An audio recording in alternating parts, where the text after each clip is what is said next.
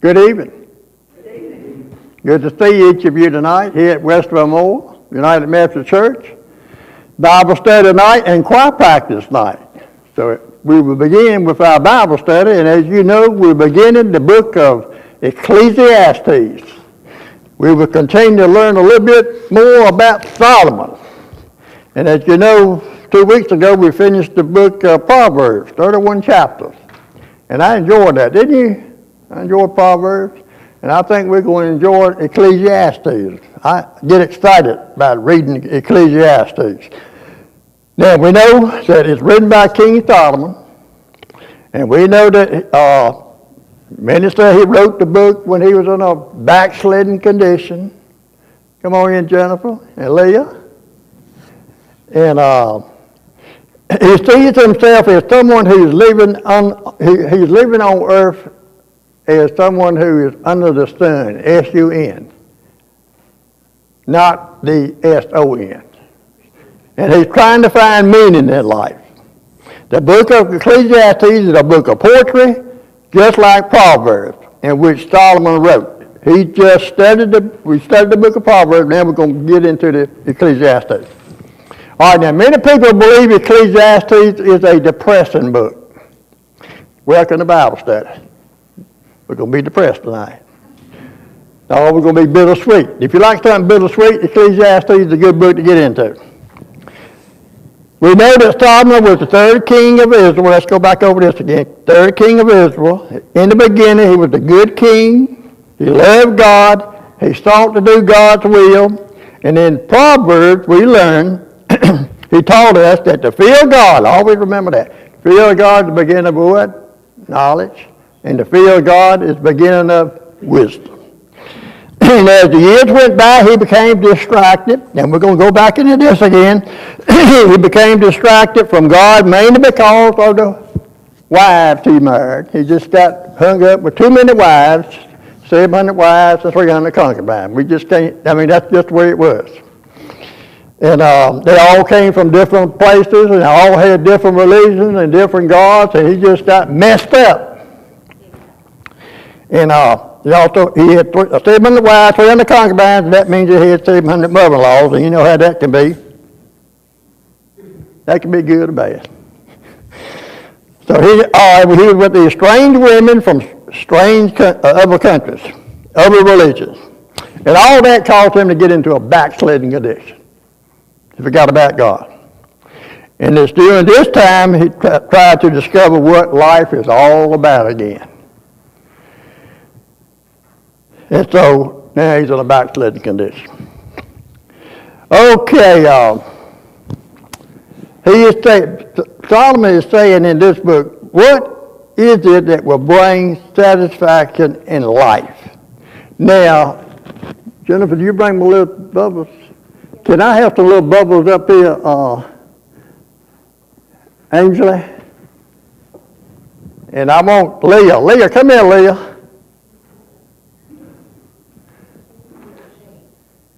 There you go. All right, come here right here, honey. Come here, man. Huh? I want you to stand right here. I want you to stand right here. Stand up right there. There you go. And I want you to blow the bubble. Give her a bubble so she'll blow it. And show us how to blow the bubble. Stand up in the chair. You want to stand up? You've probably been back. Mr. Mike fall though. This one time. Yeah, all right, now blow the bubble now. All right, hey, she knows how to do it. Yeah, we practice. That's right. She'll work it to you.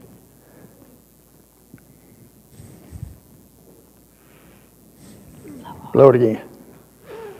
All right, let's get some more. Try it again. Woo! Hey, look at him, see the best? Yeah, look clean. Let's go, let's go. One more time. Do it on that side. Do it on this side. Turn around that Turn around this way. Show it to everybody like that now. All right, blow it there, blow it on Sandra. Yeah, look. Go, just like that. Thank you, ma'am. There you go. Okay. So we just learned something. We know what a bubble can do. Go on. Okay. Solomon is saying in the book of Ecclesiastes, all through the book, he uses the word vanity. B-A-N-I-T-Y. B-A-N-I-T-Y, and that word means vanishing. It is like Leah blowing bubbles, soap bubbles, and all of a sudden those soap bubbles do what? Pop. They're gone. And that's the way Solomon sees life in Ecclesiastes. Everything that I experience in life is vanity. Pop, gone, just like that. What is the use? Okay, so let's begin with verse 1. All right, verse 1. I said, read it from anybody got a King James? I'll read that. I'll read verses 1 through 3. 1 through 3? Yeah. The words of the preacher, the son of David, king of Jerusalem.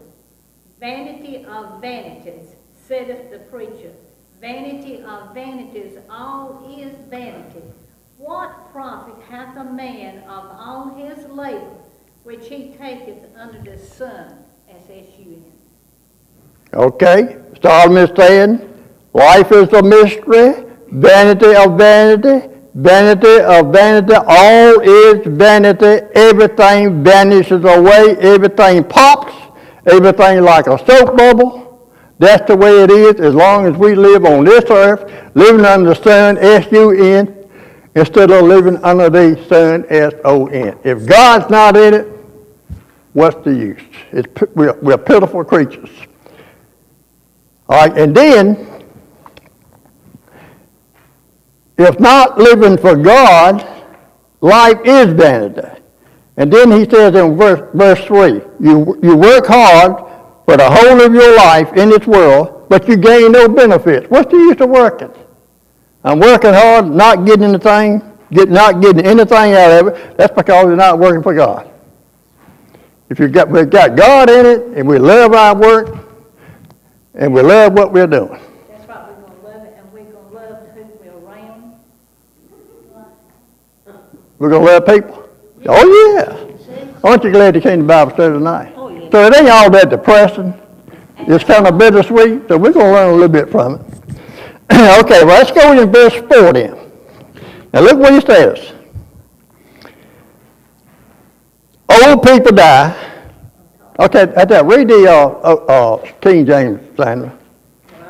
Okay, well, all right, Linda, you go ahead and read it. Read it real quick. What you want me to read? Verse 4 from the King James. One generation passeth away, and another generation cometh, but the earth abideth forever. Okay. In other words, he's saying old people die. Yep. Young too. And then our children live after them, right? One generation comes and lives and dies, then another generation comes.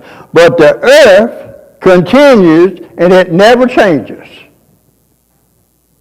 Living under the sun. Living under this earth. People forget who we are. One generation comes, another generation leaves, then another generation comes. Just all is vanity, as long as we see life living just under the sun. All right, verse 5. All right, then it says, the sun rises and the sun sets. Everybody knows the sun comes up where? Comes up in the morning from where? Comes up in the east, and it goes down in the west. Now we know that, right? Every day. Comes up in the east, sets in the west.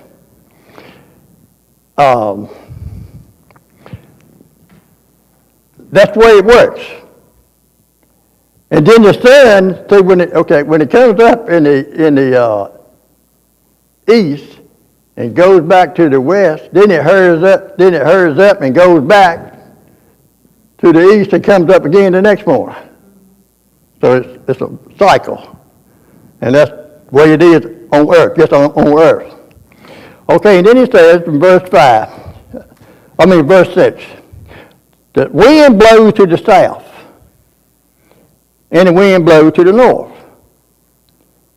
Now, we all know the wind can blow to the south, to the north, to the east, and to the west. Now, how many of y'all like to fish? Okay. You like to eat them? You like for somebody else to catch them? You like for somebody else to put the worm on the hook? And Nathan, Nathan, you know, man.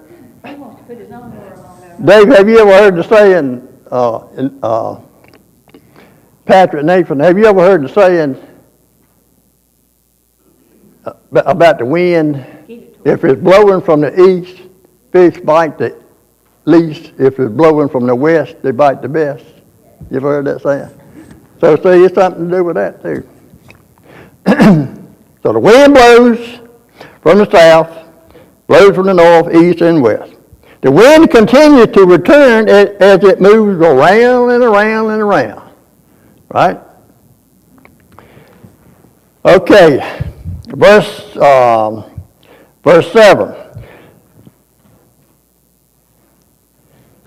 All rivers pours into the sea, right? You learned that in school. All rivers pours into the sea. But the sea does not become full. Why is that? Somebody give us some... Yeah, because the sun evaporates and then it comes back, you had dew in the morning. So all streams flow to the sea, but the sea is never full. Water vapor from the ocean rises up into the clouds. That's what it is. Water vapor rises up into the clouds.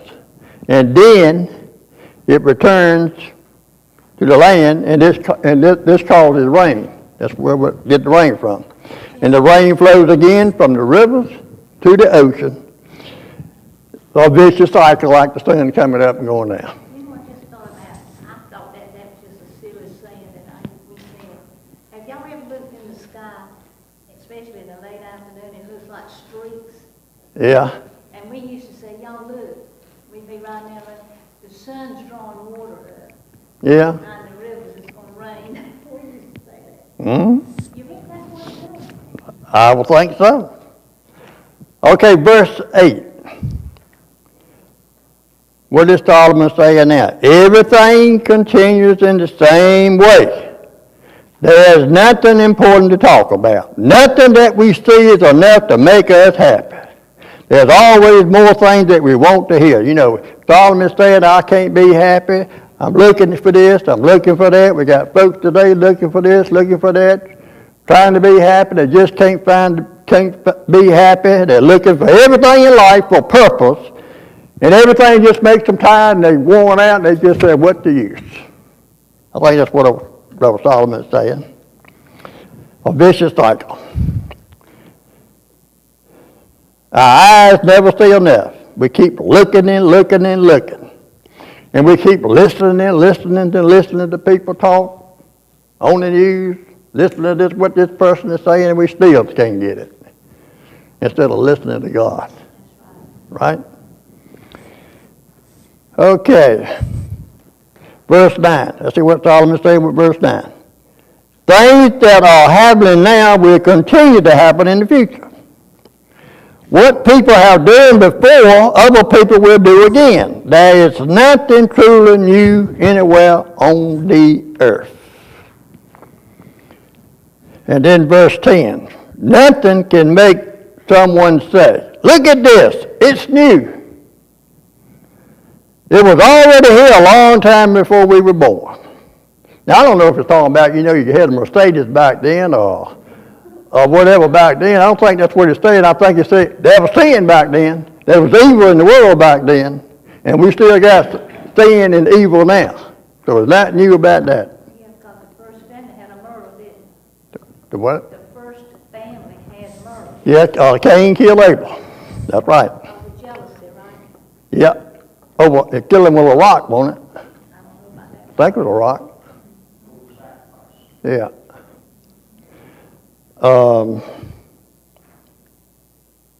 Nothing you understand. Understand means living on earth apart from God. Now, you're living on this earth apart from God. It's nothing new. I mean, that's the way the world is. Human nature never changes. Misery by sin is nothing new. And if we're living under the sun, S-U-N instead of the sun, S-O-N, that's the way life is. You know what? Clothes is the same way. If you save something in your closet and you can still get in, eventually it's going to come back in style, right? Yeah, If you can still get in, you have it. that's right. That's the secret right there. Yeah, I know. I used to be embarrassed when I had to go to school and had my knees had holes in them, in my pants. You didn't have it. There you go to the store and that's what's already. Do you remember that? Yeah. You pay a lot of money. Hey, look, and then you wash your jeans, and if you messed up, put some Clorox in them, they turn white. Lord knows, and they like me, that's what they do it. Right? That's all right. Look, you use them to work in. Nothing you understand. That's right. Okay, that's verse 10. Let's see, where we are. Okay, this is old Solomon. Now, look, just remember now, he's trying to find meaning in life. And this man was the richest man in the world, the smartest man in the world, had more praise than anybody else in the world, had more women than anybody else in the whole wide world, and still can't find purpose for living. Now, he's in bad shape. He's messed up good time. All right, so let's see what it says. Verse 11, nobody remembers people who lived before us. And nobody will remember people who will be born in the future. Just like I think I preached Sunday. Hey man, you don't know your great-great-grandparents? I know what to say the name. Their names, do you know who they are? I knew the name. That was it. That's about all. What about your great-great-great-grandparents? Your great-great-great-great-grandparents? I don't even. You don't, you don't know them, period. All that in there. I think it said my great-granddaddy on my granddaddy Lindsay's side was an Indian. Indian chief or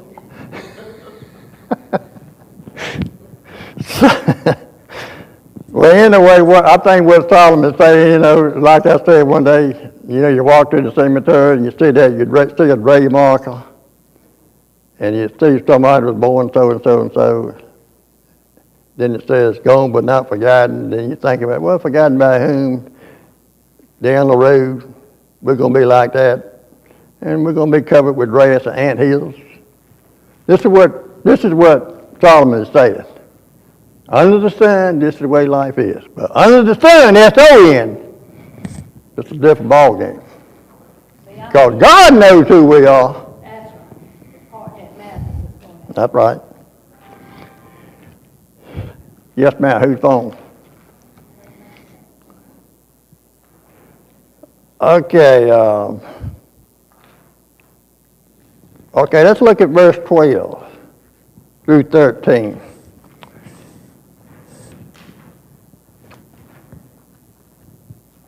I, the teacher, rule Israel as king in Jerusalem.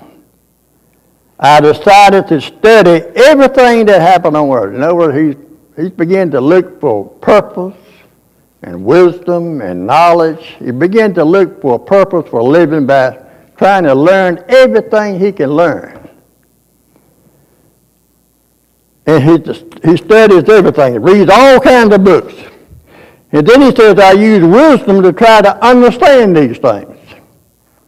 I realized, now he said something about God, I realized that God has given people hard work to do, which caused them to suffer. All right. We can't,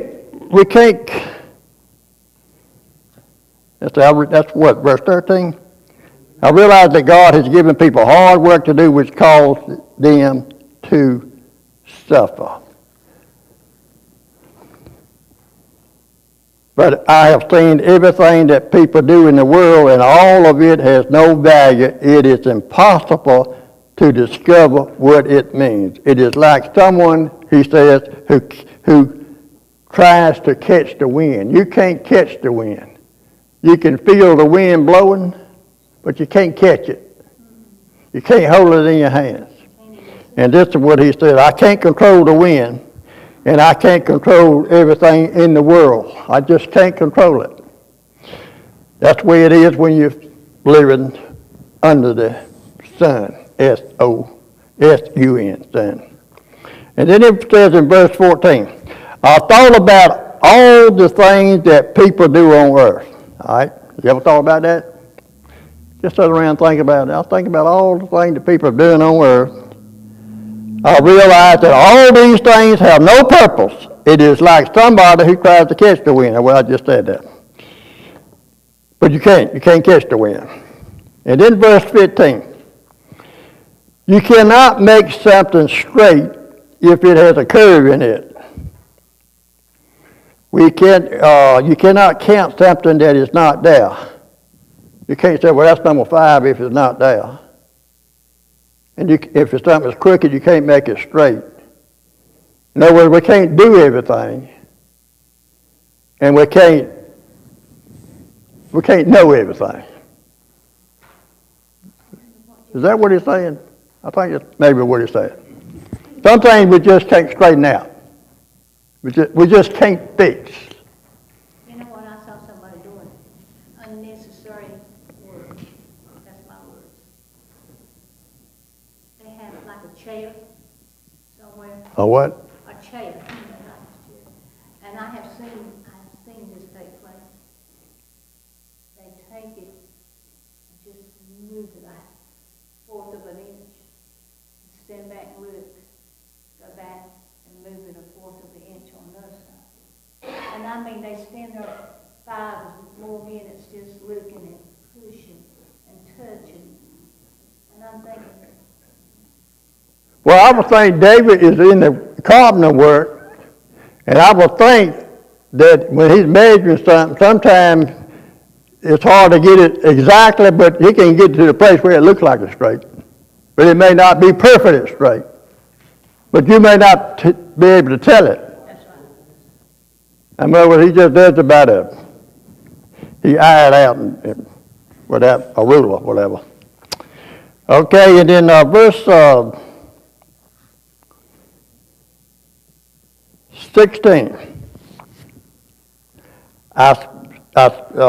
16. I said to myself, listen, you ever talk to yourself? Sometimes, I heard someone say when you talk to yourself, you're talking to the devil. I don't know if it's true to the devil or not.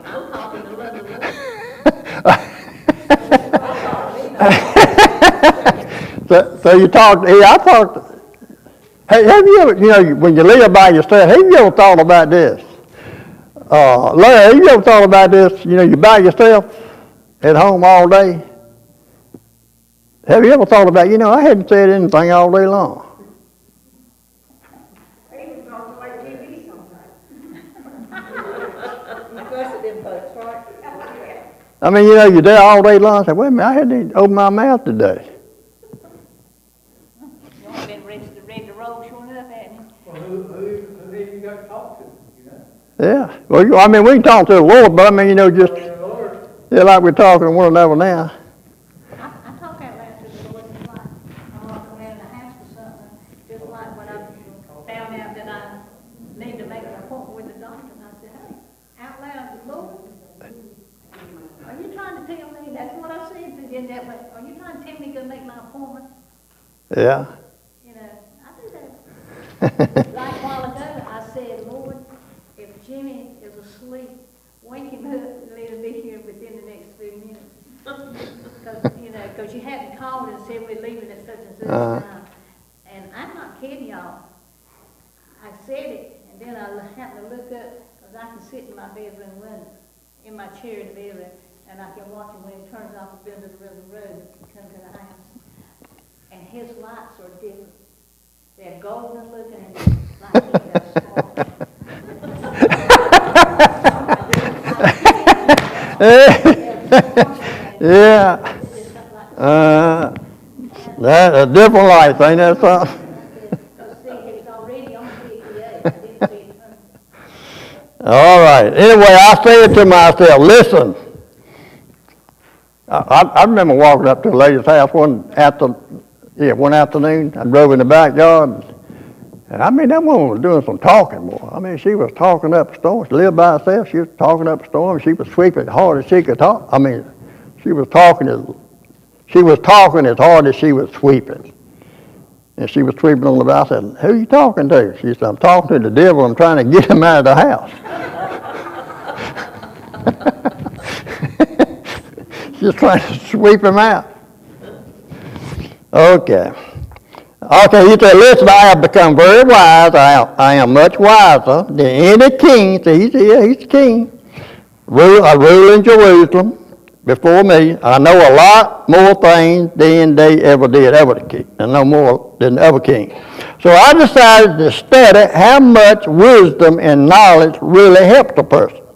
I wanted to learn if it was better than someone who only does foolish things.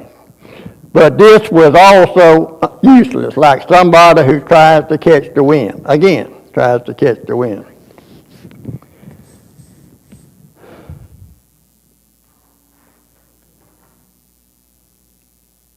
In verse 18, the more wisdom you have, listen to this. The more wisdom you have, the more you will worry. The more you learn, the more you suffer. If you know people and their situations, what they're going through, you know what's going on in their lives,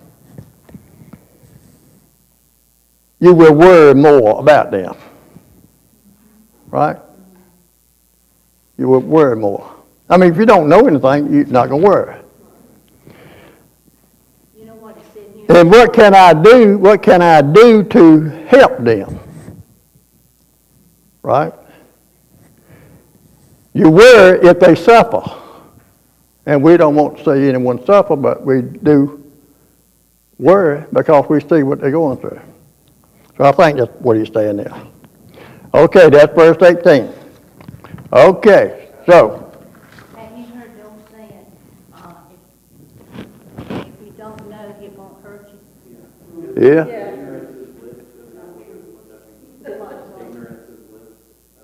Right, yeah. What you don't know Won't hurt you. That- won't hurt you.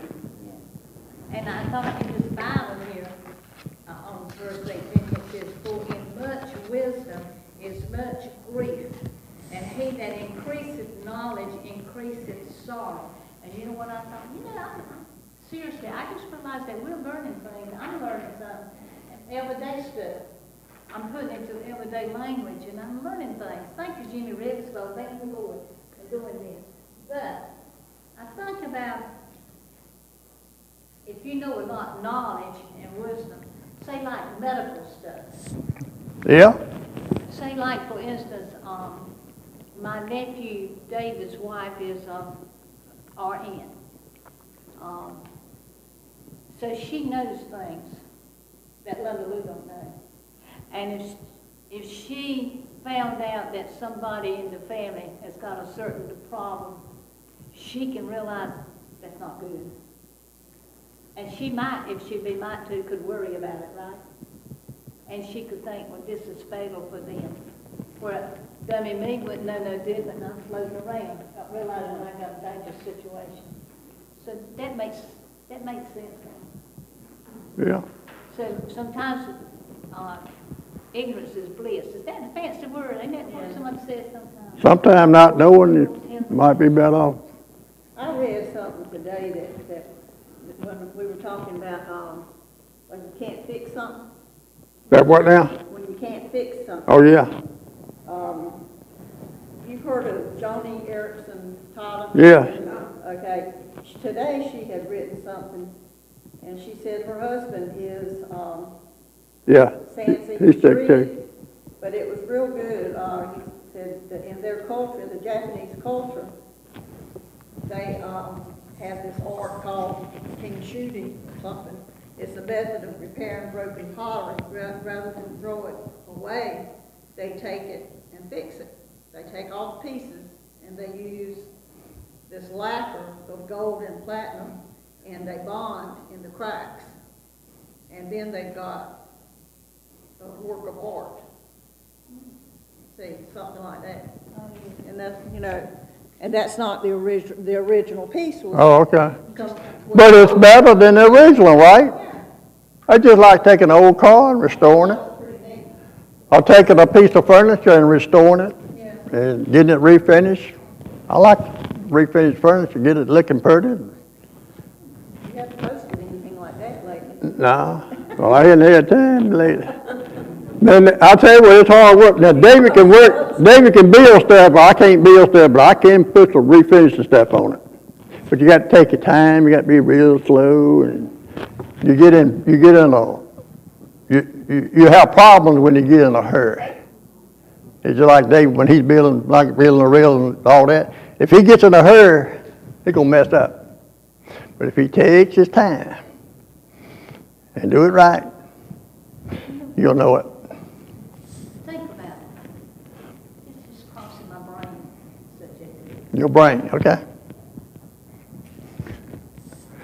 The Lord gives all us different kinds of talents, don't He? That's right. And this church has got some talent. We got some good Bible students in here. Jennifer's a good teacher. Patrick's a good teacher. David's a good teacher. Did y'all read on Facebook? And we got some good students. I like being around folks that love the Bible. I tell you, the Lord was in this house, so I feel Him in here anyhow, but Sunday morning was just something Okay. special. But different talents. Now, I don't know what mine is yet, but anyhow, Lord knows. Thanks for looking about it. Anyway, you don't know. Anyway. But you think about the different ones that I've heard y'all talking and know that y'all got something special. Talents, that blend in. And I did something. Oh, we're still on the air. That's all right. I'll wait till I get off there. Go on. Thank you. That's right. You're not on the microphone, so. I thought about this. I don't know if y'all do this or not, but I go back and pull up messages and listen to them again on YouTube, Facebook, whatever. I do that. And the other night, I was reading through there and I thought, what kind of message would I like to listen to? And all of a sudden, I come across David Lee's funeral. And I listened to it. I listened to it again. And Dennis Levin, in my opinion, he gave this church body a great, what's the word I want to use? Compliment. Thank you, Hamilton. Excuse me. Compliment about how you all are working with the Lord. Now, that's just how I felt. You go back and listen to him, because he says when you walk into this place, he was like telling the world, when you walk in here, you're going to feel something. That was Linda's takeaway. You're going to feel that these people, this place is a special place that God has just, it ain't just a building. That's Linda talking now. It ain't just a building. God's got you all in here with a special something in you, a special spirit of God in here, and it radiates and feels. So I'm thinking, you all are special folks, and we tell that, don't we, sweetheart? We tell them that y'all are special people that y'all really are. Well, I thought about overnight, old Brother Larry gave a good devotion, didn't he, David? I wish all of y'all could have heard that. That was real good. I like that. We got good folks. Well, I think we got the last verse anyway. Let's have a word of prayer. Lord, we thank and praise you for your love and grace. We thank you, Lord, we could gather together tonight to just study your word, to read your word, and to listen to what you have to say to us. And Lord, may we apply your word in our everyday living. And Lord, may you continue to draw us all closer to you and closer to one another. For we ask this in Jesus' name.